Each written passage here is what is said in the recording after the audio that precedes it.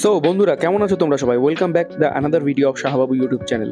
So আমার গাড়ি কেনা 1 বছরেরও বেশি হয়ে গেল এবং বিশ্বাস করবে না তোমরা, আমি সেই টাইম পিরিয়ডটুকুটার মধ্যে মাত্র 2বার ইঞ্জিন অয়েল চেঞ্জ করেছি। মানে আমি সেরকমভাবে গাড়ি খুব একটা বেশি চালাই না, প্রয়োজন বিশেষ ছাড়া আর কি। আর যে 2বার চেঞ্জ করেছি সেই 2বার শোরুম থেকেই আমি চেঞ্জ করেছি, কিন্তু আমার এক্সপিরিয়েন্স একদমই ভালো না। প্রথমবার যখন আমি চেঞ্জ করি তখন মোটামুটি গাড়ি 500 কিলোমিটার চলে গেছি, তারপরে যখন চেঞ্জ করি তখন মোটামুটি 2-2.5 হাজার কিলোমিটার চলে গিয়েছে।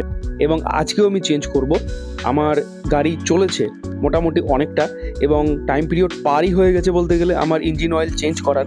তাই আজকে আমি চলে এসেছি মহাদেবপুরের এই গ্যারেজটিতে চেঞ্জ করব ইঞ্জিন অয়েল। তো আমি গাড়ি দাঁড় করিয়ে ফেলেছি। গাড়িটা নোংরাও হয়ে গেছে, খুব প্রচণ্ড পরিমাণে নোংরা হয়ে গেছে এবং গাড়িটি আগে ইঞ্জিন অয়েলটি চেঞ্জ করা হবে।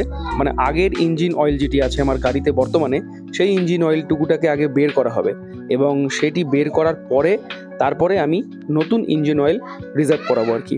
এই হচ্ছে ব্যাপার। তো দেখতে থাকো, আজকের এই হচ্ছে ব্লগ। আর আমি গাড়ি চালিয়েছি 5,000 কিলোমিটার। হ্যাঁ, আমি জানি সেটা যে মোটে 5,000 কিলোমিটার এই 1 বছরের মধ্যে অনেকটা পরিমাণে কিলোমিটার হয়ে যায় আর কি, কিন্তু আমার হয়নি। আমি সেরকমভাবে গাড়ি চালাই না বলেই আমার হয়নি। এবং এখন ঘড়িতে বাজছে 3:30, দেখি কতক্ষণ টাইম লাগে। এই জিনিসটি যেটি তোমাদের দেখাচ্ছি সেই জিনিসটি ইঞ্জিন অয়েল চেঞ্জ করার মোটামুটি 1-2 দিন আগে যদি দিয়ে দেওয়া হয় তাহলে এই ইঞ্জিন অয়েলটি যখন চেঞ্জ করা হবে তখন একদম পুরো ক্লিন হয়ে এই জিনিসটি চেঞ্জ হবে, কিন্তু আমি সেটি ব্যবহার কিন্তু করিনি। আর এই দেখো, এখন ইঞ্জিন অয়েলটি একটি বাটিতে, একটি পাত্রে ঢেলে নিচ্ছে, উপর থেকে পড়ছে এবং দেখো ইঞ্জিন অয়েলের অবস্থা। আমি এর আগেও দেখেছি আমার অনেক বন্ধু বান্ধবদের গাড়িতে এর থেকেও কালো এবং পোড়া মোবিল বেরিয়েছে, আমার তো তাও অনেক পরিষ্কার। আমি যে ইঞ্জিন অয়েলটি এই গাড়িটিতে দিব সেটি হচ্ছে এই ইঞ্জিন অয়েলটি ট্রু4 প্রিমিয়াম ইঞ্জিন অয়েল, যেটি টিভিএস কোম্পানি থেকেই আর কি এটি প্রোভাইড করা। তো আমি এটি একটি সেমি সিনথেটিক ইঞ্জিন অয়েল যেটি আমি এখন গাড়িতে দেব।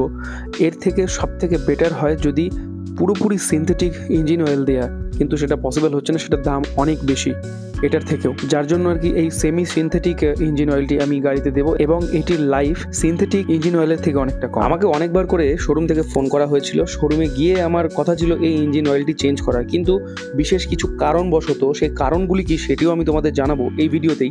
তো সেই কারণবশত আমি ইঞ্জিন অয়েলটি বাইরে থেকে চেঞ্জ করাচ্ছি। কারণ প্রথমত একটি ডিস্টেন্স তো রয়েছে আর সময় সংকীর্ণতা তো রয়েছে। এই দেখো ইঞ্জিন অয়েলের অবস্থা, আমি আঙুল ডুবিয়ে তোমাদেরকে দেখাচ্ছি।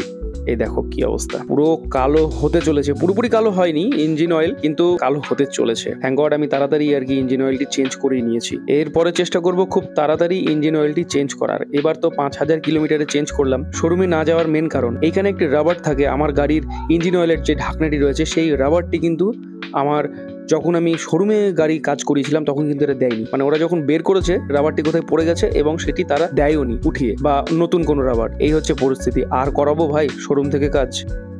হ্যাঁ, খুব মেজর প্রবলেম না হলে শোরুম পর্যন্ত আমি আর যাচ্ছি না আপাতত, এই চিন্তা ভাবনা করে রেখেছি। ইনফ্যাক্ট গাড়ি সার্ভিসিংও আমি বাইরে থেকে করিয়েছি এবং করাবো। কারণ যে পরিমাণে ইঞ্জিন অয়েল শোরুম থেকে ইঞ্জিন অয়েলের নামে বা বিভিন্ন কাজের দরুন যে টাকা চার্জ করে ভাই, প্রচণ্ড বাজে, প্রচণ্ড বাজে। আর বিশেষ করে সেলের টিভিএস তো আরও বাজে, আমি এটাই বলবো আর কি। এদের সার্ভিস এবং এদের সমস্ত কাস্টমারকে প্রোভাইড করা, সেই জিনিসগুলি তাদের খুব তৎপরতার সাথে করা উচিত, কিন্তু তারা তৎপরতার সাথে কি করে, স্যার আপনার সার্ভিসিং হয়েছে কিনা, সার্ভিসিং কবে করাবেন বা আসলে ফোন করবেন, এই বিষয়টাই ফোন করে করে বারবার করে নক করিয়ে দেয়। আর ইঞ্জিন অয়েলের নামে কি কি যে দেয় সেটা ভাই বলার কথা না, কারণ আমি নিজের চোখে দেখতে পাচ্ছি না, সেটা সব থেকে বড় বাজে ব্যাপার। এবং এখন এই যে ভাইটি নিচ্ছে এই ইঞ্জিন অয়েলটি এখন ভেতরে যাবে। এখন গাড়ি কীরকম পারফরমেন্স করবে, এবার প্রথম আমার এক্সপিরিয়েন্স, আমি বাইরে থেকে ইঞ্জিন অয়েল গাড়িতে দিচ্ছি। এখন দেখা যাক কীরকম কি পরিস্থিতি। গাড়িটা আগে চালাবো, তারপরে আমি বলতে পারবো। ওপরে একটি সিল থাকে, সেই সিলটি আমাকে দিল না। যাই হোক, আমি জানি না কী কারণে তারা রেখে দিল, অনেকে নিয়ে নেয়। তো আমি ওর দ্বিতীয় কোনো বাকবিতণ্ডায় জড়াইনি। এই দেখো ভাই, পুরো মানে সাদা হয়ে আছে।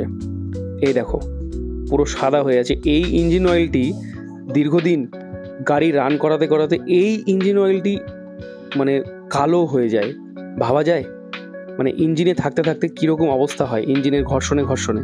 আমি বিশ্বাস করবে না, এর আগে কখনো এইরকমভাবে নতুন ইঞ্জিন অয়েল দেখিনি। আমি কৌটোর মধ্যে কীরূপ থাকে সেটা আমি এর আগে কখনো দেখিনি। আমি চিনতাম যে ইঞ্জিন অয়েল কোনটা আর কি, কোন কোম্পানির ভালো, কোন কোম্পানির মধ্যে, সেই ব্যাপারে যথেষ্ট বলতে গেলে নলেজ ছিল বা আছে, কিন্তু ভেতরে কি জিনিস থাকে সেই জিনিসটি আমি এইরকম প্রথম দেখলাম আর কি চোখের সামনে। তো যাই হোক, এই ককটি না থাকলে একটু ঢালতে অসুবিধা হতো। প্রথমে খুঁজে পাচ্ছিল না ককটি, তারপরে যাই হোক কোথাও থেকে নিয়ে আসলো। তারপর নিয়ে এসে এই কৌটো থেকে এখন সমস্ত ইঞ্জিন অয়েল আমার গাড়ির মধ্যে যাচ্ছে। আর এই ইঞ্জিন অয়েল আমি ভেবে রেখেছি মোটামুটি 2 থেকে 2,500 কিলোমিটার গাড়ি রান করানোর পরে আমি আবার ইঞ্জিন অয়েল রিজার্ভ করাবো। যেহেতু সামনে ঠান্ডা আসছে, তাই আমি এই ইঞ্জিন অয়েলটি প্রিজার্ভ করালাম। এখন কমপ্লিট হয়ে গেল, গাড়ি চলছে ওয়াশিং, এবং গাড়িও দেখো চাকাচক একদম পুরো ওয়াশ করে রেডি হয়ে গেছে। এখন ফটাফট বাড়ি যাব, বাড়িতে ছাত্রছাত্রীরা এসে বসে আছে। মোটামুটি ঘন্টা 2 পরে আর কি এই জিনিসটি কমপ্লিট হলো। তো আজ এইভাবেই গাড়ি ওয়াশ এবং আমার ইঞ্জিন অয়েলটি চেঞ্জ করে নিলাম ফটাফট। ইঞ্জিন অয়েলের দাম পড়লো 400 সামথিং। তো আজকের জন্য এই ভিডিওটি এখানেই শেষ করছি। দেখা করছি আমি নেক্সট কোনো ভিডিওতে। ততক্ষণ পর্যন্ত আশা করি শাহবাবু চ্যানেলের সঙ্গেই থাকবে। ভিডিওটিকে লাইক এবং চ্যানেলটিকে সাবস্ক্রাইব করতে ভুলবে না। বাই।